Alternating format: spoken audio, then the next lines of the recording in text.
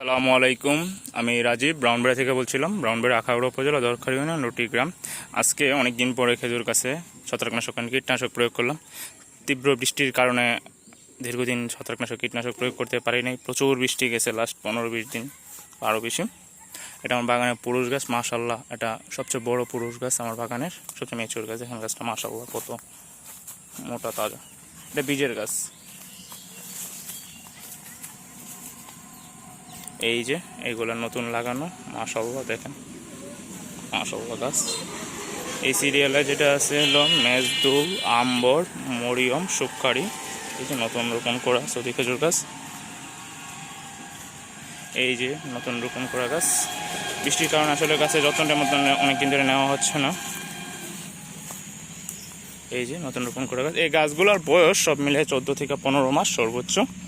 তো মাশাআল্লাহ, আলহামদুলিল্লাহ, গাছগুলো পুরো সুস্থ সবল আছে, আলহামদুলিল্লাহ, পুরো তাজা। নিয়মিত ছত্রাকনাশক কীটনাশক যত্ন নিলে গাছগুলো হয়ে যাবে। এই গাছটার বয়স আপনার 14 মাস চলে। এই যে দেখেন 14 মাস বয়সে শাখা চলে আসছে, দেখতে পাচ্ছেন? মাশাআল্লাহ, এই যে মাশাআল্লাহ। এটা একটা উভয়লিঙ্গ গাছ। গাছটারে মূল বাগানের মিডল থেকে সাইডে এনে রোপণ করা হয়েছে। বৃষ্টিতে আশা করি টিকে যাবে ইনশাআল্লাহ। এই যে মাশাআল্লাহ গাছ। এটা ছত্রাকনাশক প্রয়োগ করা হয়েছে। বর্ষাকালে ছত্রাকনাশকের আক্রমণ বাংলাদেশে দুই টাইমে হয়, একটা বর্ষায় আর একটা শীতে।